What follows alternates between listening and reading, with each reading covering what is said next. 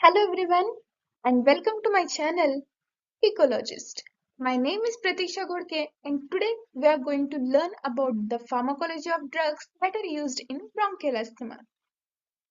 Let us directly move to the definitions and more information about the asthma. Firstly, we will start with the knowing the meaning of asthma. The asthma is also known as a mucosal edema. What do you mean by edema? The edema means the accumulation of a fluid. In asthma, what is happening? The accumulation of mucus is happening in asthma. And second one is bronchospasm. Spasm means inflammation. The inflammation of bronchi is happening in asthma disease. So, the asthma is a chronic inflammatory disorder of a bronchial airways that results in a airway obstructions. Obstructions means stopping.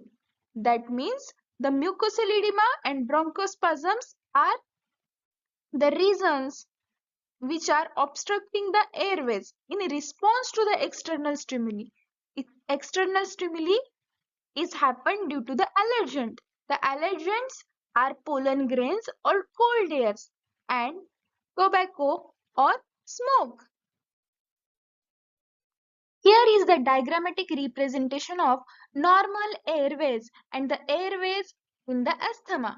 Here we can see the clear difference between a normal airway passage and the asthmatic airway passage. What is happening in asthma? The narrowing of airway. That means the limited air is flow from the specific area. That means bronchi. Then second is tightness of the muscles. Here we can see clearly the muscles are not that much of tight as compared to the asthmatic patient. And the third one is a inflammation of the air walls. Here we can easily see the walls are inflamed in asthmatic patient. Let's see the symptoms of asthma. It includes acute bronchoconstriction, shortness of breath, chest tightness, wheezing, rapid respiration, and coughing. The symptoms can happen each time the airways are irritated by inhaled irritants or allergens. So, you have to understand the concept of irritants or allergens. The allergens are those substances which causes allergy in person. So, the allergens are a foreign substances to our body. When they get inside the body, our body defense system is activated, due to which the body shows the defense mechanism against those substances and shows the symptoms like a wheezing and coughing. Here are the causes of asthma. Some infections, emotional conditions, stress, overexercise, pets, seasonal changes, and some drugs like aspirin and beta blockers can cause the asthma. For the pets, the some peoples are allergic to the furs of some pets. So that's why the asthma may cause. The seasonal changes in spring, there is a lots of amount of pollen grains are present in air. Some people might be allergic to the pollen grains. In stress conditions and emotional conditions, they may feel like shortness of breath. So it might be the reason of asthma. Let's see the pathophysiology of asthma. Here is the first step. When the body is exposed to the antigen, it causes the synthesis of IgE antibody inside the lungs, and which causes the sensitization of mast cells. This is the first step of formation of asthma. After that, when the body is re-exposed to that same antigen, then that antigen binds to the mast cell and which leads to antigen antibody reaction. This step is known as provoking of the mast cell, which causes the degranulation of mast cells, resulting release of mediators like leukotrienes, prostaglandins, platelet activating factors, tumor necrosis factors alpha, and histamine, which causes the bronchoconstrictions and inflammations, leading to hypersensitivity reaction towards the asthma. In this diagram, you can clearly see the three steps in asthma.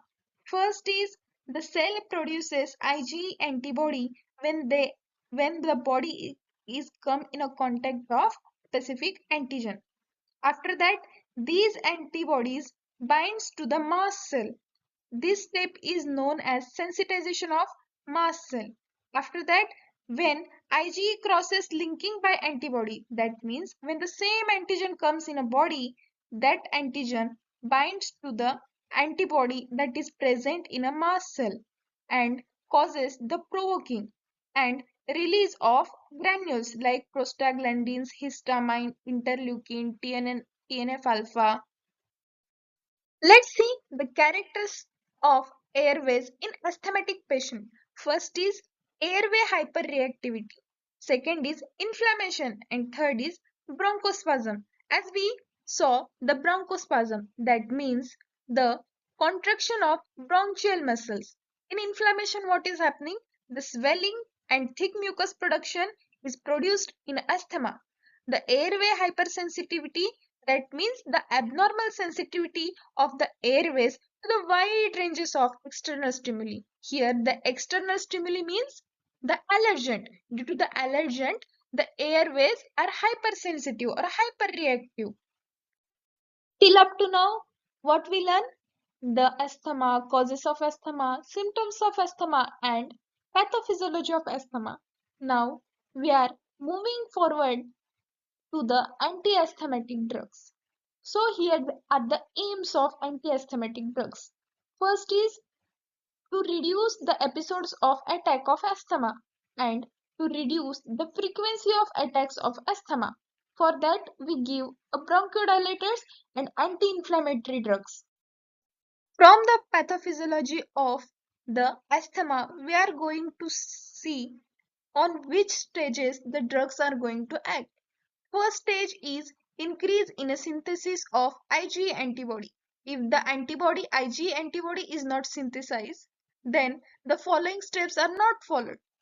Second checkpoint is lead to antigen antibody reaction. If we stop the antigen antibody reaction, then the following steps are not followed.